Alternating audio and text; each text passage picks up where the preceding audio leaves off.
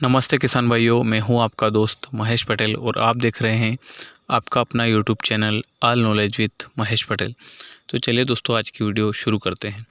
दोस्तों, आज की वीडियो में हम चर्चा करेंगे अफीम की फसल जब कली अवस्था पर होती हैं, कली से जब पुष्प बनते हैं, तो ऐसे टाइम पर आपको किन किन बातों का ध्यान रखना चाहिए ताकि आपकी फसल स्वस्थ रहें और अच्छी प्रकार से ग्रोथ कर सकें। दोस्तों, वीडियो पसंद आए तो अन्य किसान भाइयों तक शेयर करें ताकि वो भी इस जानकारी का लाभ उठा सकें। वीडियो पसंद आए तो लाइक करें, शेयर करें एवं दोस्तों चैनल पर नए हैं तो चैनल को सब्सक्राइब कर लें। दोस्तों, जब भी अफीम की फसल कली अवस्था पर होती हैं तो ऐसी स्थिति में किसान भाइयों को ज़्यादा ध्यान रखने की आवश्यकता होती है, क्योंकि दोस्तों यहीं से अफीम की फसल में रोग लगना चालू होते हैं और यहीं से रोगों का प्रारंभ होता है। और यदि ध्यान नहीं रखा जाए तो पूरी फसल रोगग्रस्त हो जाती हैं और उत्पादन में भारी कमी देखी जाती है और लाइसेंस बचाना भी मुश्किल हो जाता है। तो दोस्तों, सबसे पहले तो आपको इस बात का ध्यान रखना है कि अफीम की फसल लंबी अवधि की फसल होती हैं। इसमें आपको 2 बार फर्टिलाइज़र देने की आवश्यकता होती है। एक आप शुरुआत में फर्टिलाइज़र देते हैं और दूसरी अवस्था जब कली अवस्था होती है तो उस समय आपको दोबारा से फर्टिलाइज़र देने की ज़रूरत होती है। तो दोस्तों, जब भी आप कली अवस्था होती हैं तो आपको यहाँ से दूसरे स्टेप में फर्टिलाइज़र देना चालू कर देना है।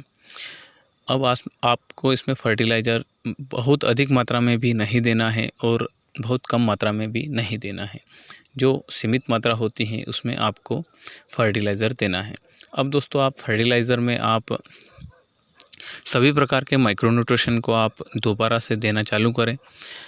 आप ऐसे खादों का प्रयोग करें जो वाटर में ड्रिप द्वारा आप उसको पानी के साथ बहाकर खेत में दे सकते हैं।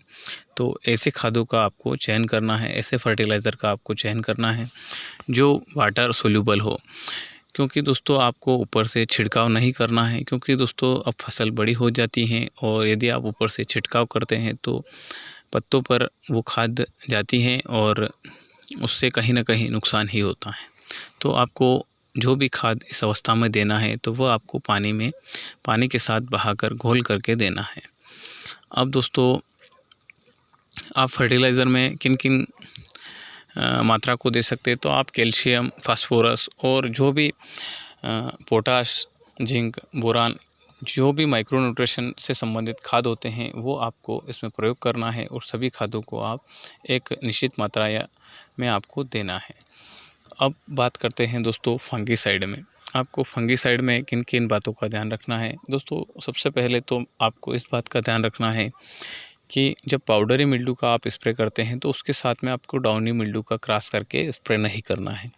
आपको सिंगल पाउडरी मिल्ड्यू का ही स्प्रे करना है और सिंगल डाउनी मिल्ड्यू का ही स्प्रे करना है। दोनों का कॉम्बिनेशन एक साथ करके आपको स्प्रे नहीं करना है, क्योंकि दोस्तों दोनों का कॉम्बिनेशन करने से फसल में नुकसान होता है, तो आपको इस प्रकार छिड़काव नहीं करना है। अब दोस्तों, आपको इसमें अच्छे वाले ब्रांड का प्रयोग यहाँ से करना शुरू करना है।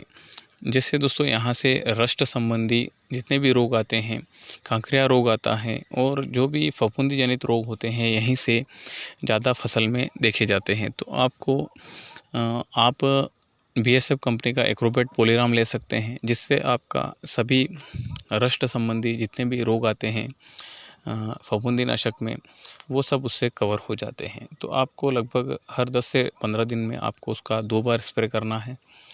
और दोस्तों, आप उसके साथ में एंटीबायोटिक का स्प्रे करें, जैसे कासूबी आता है तो आप कासूबी का स्प्रे भी कर सकते हैं।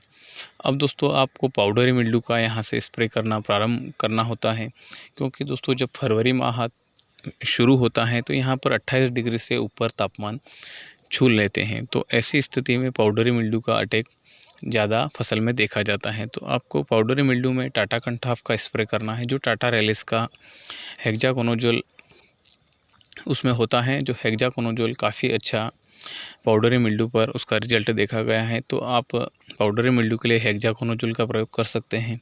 काफ़ी अच्छा रिजल्ट अफीम की फसल में उसका देखा गया है। तो आपको लगभग 10 से 15 दिन के अंतर पर आपको दोबारा से स्प्रे करना होता है। तो आप दोनों फफूंदीनाशक का स्प्रे करें। दोनों को कॉम्बिनेशन नहीं करना है, सिंगल अलग अलग स्प्रे करना है। दोनों में लगभग 5 दिन का अंतर रख के आपको स्प्रे करना है। तो इन सभी बातों का फंगीसाइड छिड़कते समय आपको ध्यान रखना है।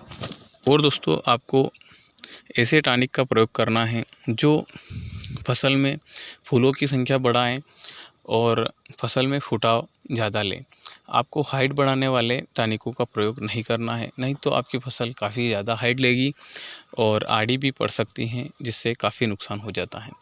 और दोस्तों, जिन किसान भाइयों की फसल में ज़्यादा हाइट हो गई हैं तो उसको आपको रस्सियों से बांध के उसको अच्छे प्रकार से बांधना होता है, जिससे आपकी फसल आड़ी नहीं पड़े। तो आपको कली से पुष्ट अवस्था पर इन सभी बातों का यदि आप ध्यान रखते हैं तो आपकी फसल अच्छी प्रकार से ग्रोथ करेगी और स्वस्थ रहेगी। उम्मीद करता हूं दोस्तों आपको वीडियो पसंद आई होगी। वीडियो पसंद आई हो तो लाइक, शेयर एवं दोस्तों चैनल पर नए हैं तो चैनल को सब्सक्राइब कर लें। अगली वीडियो में एक अच्छी जानकारी के साथ फिर मिलूँगा। जय जवान, जय किसान।